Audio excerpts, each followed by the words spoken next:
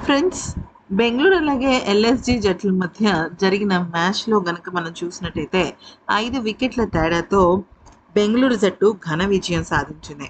ముఖ్యంగా చెప్పాలి అంటే కోహ్లీ క్లాస్ ఇన్నింగ్స్ అనేవి జట్టుకి సూపర్ డూపర్ ఫెచ్చింగ్‌నిచ్చింది. దానికి తోడు ఇక రసిక్ సలాం ఎరగదీసే బౌలింగ్ ఏకంగా 4 కీలకమైన వికెట్లు తీసి లక్నో పతనాన్ని శాసించాడు.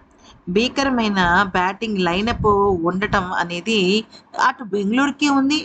ఇటు లక్నోకి ఉంది. కానీ ఇక్కడ ఎవరు ఆధిపత్యం చెలాయిస్తారనేదే చాలా కీలకమైన విషయం. ఈ ఐపీఎల్‌లో 34 బంతుల్లో 6 ఫోర్‌లు, ఒక సిక్స్‌తో 49 పరుగులు చేసి విలువైన ఇన్నింగ్స్ సాధించి ఈ లో స్కోరింగ్ గేమ్‌లో కూడా జట్టు విజయంలో కీలక పాత్ర పోషించాడు. అయితే ఇక ఈ రన్స్‌తో టోర్నీ టాప్ స్కోరర్‌గా నిలిచిన కోహ్లీకి మ్యాచ్ అనంతరం ఆరెంజ్ క్యాప్ దక్కింది. మీరు ఇది చూసినట్టయితే ఆరెంజ్ క్యాప్ పెట్టుకొని ఈ సందర్భంగా మాట్లాడాడనమాట కోహ్లీ. అయితే కోహ్లీ ఏమన్నాడంటే, "గత మ్యాచ్ కంటే ఈ మ్యాచ్ ప్రదర్శన చాలా మెరుగ్గా అనిపించింది. నేనింకా 100% ఫిట్‌గా లేను. గత మ్యాచ్‌లో మోకాలు నొప్పితో బాధపడ్డాను. అంతేకాకుండా గత 4, 5 రోజులుగా నా ఆరోగ్యం కూడా అంత బాగోలేదు. అందుకే మళ్ళీ నా అత్యుత్తమ ప్రదర్శన ఇచ్చేందుకు ప్రయత్నిస్తున్నాను. ఈరోజు నేను బాగా ఆడాను. మంచి ఇంటెన్సిటీతో బ్యాటింగ్ చేశాను. అయితే మ్యాచ్ ముగించి ఉంటే ఇంకా సంతోషంగా ఫీల్ అయ్యేవాడిని. కొన్నిసార్లు పరిస్థితులకు తగ్గట్లుగా ఆడాల్సి ఉంటుంది. పిచ్ క్రమక్రమంగా నెమ్మదించింది. నేను అదే జోరును కొనసాగించాలని అనుకున్నాను. కానీ మ్యాచ్ ముగియకుండానే వెనుతిరిగాను. ఈ పిచ్ సాధారణ వికెట్ కంటే చాలా అంటే చాలా నెమ్మదిగా ఉంది. పిచ్ ఏ మాత్రం గడ్డి లేదు. గత 3, 4 రోజులుగా ఎండలు చాలా ఎక్కువగా ఉండడంతో పిచ్ పొడిగా మారిపోయింది. అందుకనే ఇది చిన్నస్వామి స్టేడియంలో సాధారణంగా ఉండే పిచ్ లాగా కాకుండా చాలా స్లో వికెట్‌గా మారింది. ఈ విషయాన్ని మేము ముందే పసిగట్టాం. మొదటి 5, 6 ఓవర్లలో ప్రత్యర్థి నుంచి మ్యాచ్‌ను లాగేసుకోవాలని ప్రయత్నించాం. అందుకే పవర్ ప్లేలో దూకుడుగా ఆడాం. ఈరోజు నా బ్యాటింగ్ విధానం పట్ల చాలా సంతోషంగా ఉన్నాను. జట్టును ఆరంభంలోనే ముందంజలో ఉంచగలిగాను. ఇక బ్యాటింగ్ యూనిట్‌గా మా ప్రణాళికలు మాకు ఉంటాయి. లక్ష్యాలు ఉంటాయి. రజత్ పటీదార్ క్రీజులోకి వెళ్లి పరిస్థితిని అంచనా వేయడం అతని బాధ్యత. నేనెప్పుడూ అతనికి ఒకటే చెప్తాను. నువ్వు కేవలం మ్యాచ్ పరిస్థితిని మాత్రమే కాదు, బౌలర్ల గుండె వేగాన్ని అంచనా వేస్తున్నావు అని. అయితే నిజంగా రజత్ పటీదార్ ఒక అద్భుతమైన మనిషి. అతనికి ఆ ఆట పైన అంత క్లారిటీ ఉంటుంది. అలాగే మా మేనేజ్మెంట్ జట్టును నిర్మించిన తీరు కూడా అలాగే ఉంది. ఒక ప్రత్యేకమైన శైలిలో నడుస్తుంది. దానికి సహకారం కూడా అందుతోంది. నేను ఫిల్ సాల్ట్ ఆరంభంలో దూకుడుగా ఆడేందుకు మా బ్యాటింగ్ లైనప్ తోడ్పడుతోంది. మేము మా బాధ్యతల్ని ఒకరినొకరం పంచుకుంటున్నాం.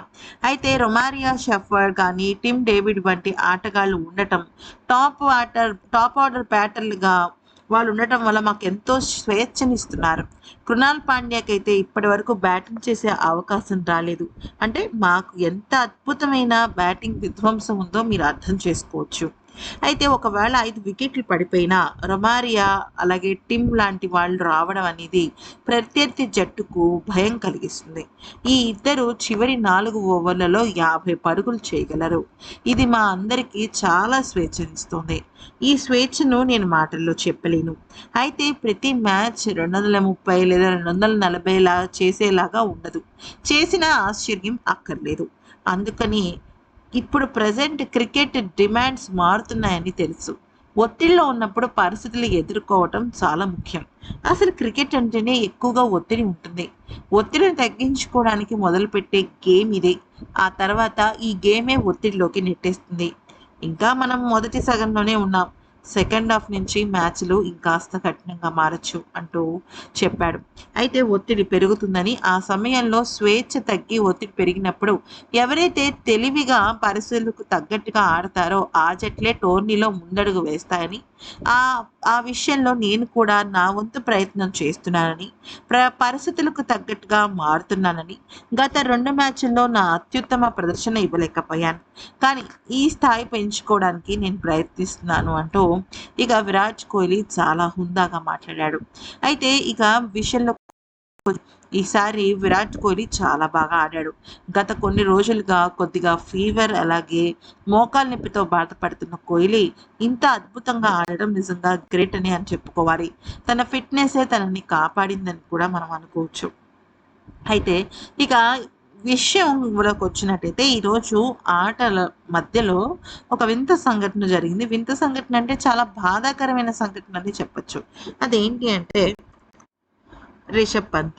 ఈ విషాదకరమైన ఘటన ఏంటి అంటే ఇన్నింగ్స్ 5వ ఓవర్ సమయంలో జోష్ హజల్వుడ్ వేసిన బంతిని ఫుల్ షాట్ ఆడేందుకు రిషబ్ పంత్ ప్రయత్నించాడు. అయితే బంతి అనూహ్యమైన వేగంతో వచ్చి నేరుగా పంత్ ఎడమ చేతి మోకాలుకి చాలా బలంగా తాకింది. ఆ సమయంలో పంత్ నిప్పితో విలువెల్లాడాడు. అసలు తట్టుకోలేక కళ్ళెమ్మటి నీళ్లు పెట్టుకున్నాడు. ఆ సమయంలో ఇక తీవ్రమైన అసౌకర్యానికి కూడా గురయ్యాడు. తర్వాత బంతికే బంతి వికెట్ల మీదకు కొట్టుకోబోయి త్రుటిలో తప్పించుకున్నాడు. అప్పటికే ఆయన తీవ్రమైన నొప్పితో బాధపడుతున్నట్లు చాలా స్పష్టంగా కనిపించింది. పంత్ ఇబ్బందిని గమనించిన ఎంపైర్లు ఆటను కాసేపు నిలిపివేశారు. వెంటనే లక్నో ఫిజియో మైదానంలోకి వచ్చి పంత్ ఎడమ చేతికి ప్రాథమిక చికిత్స చేశాడు. నొప్పి తగ్గడానికి మ్యాజిక్ స్ప్రే ఉపయోగించినప్పటికీ పంత్ తన ఎడమ చేతిని కనీసం కదిలించలేకపోయాడు. అయితే ఫిజియోతో సుదీర్ఘంగా చర్చించిన అనంతరం రిస్క్ తీసుకోవడం ఇష్టం లేక పంత్ రిటైర్డ్ హర్ట్గా వెనుతిరగాల్సి వచ్చింది. అయితే పంత్ కేవలం 3 బంతులు ఎదుర్కొని పరుగులేమీ చేయకుండా మైదానాన్ని వీడాడు.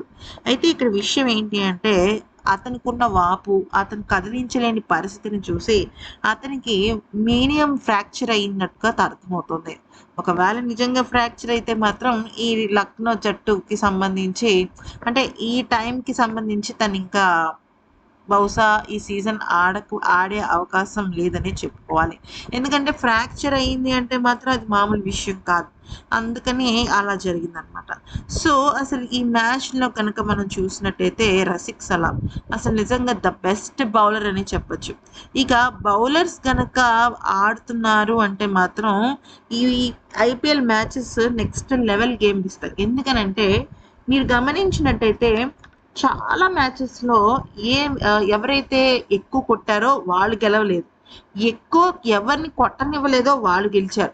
అంటే 230 పరుగులు చేశారనుకోండి ఒక జట్టు. చేసింగ్‌లో 231 పరుగులు చేయాలనుకోండి. అంటే ఫర్ ఎగ్జాంపుల్ చెప్తున్నా. అప్పుడేమవుతుంది ఖచ్చితంగా బౌలర్స్ చాలా స్ట్రిక్ట్‌గా బౌలింగ్ చేయాలి. లేదంటే మనం 230 కాదు 450 పరుగులు కొట్టినా 20 ఓవర్లలో అది అయిపోతాయి. ఎందుకంటే బౌలర్స్‌దే మొత్తం హవా నడుస్తోందనమాట. సో, ఇలాగ లో స్కోరింగ్ పిచెస్‌లో మినహాయించి మిగతా పిచెస్ అన్నీ కూడా ఈ రకంగానే ఉంటున్నట్టు అర్థమవుతుంది. సో, అదనమాట సంగతి.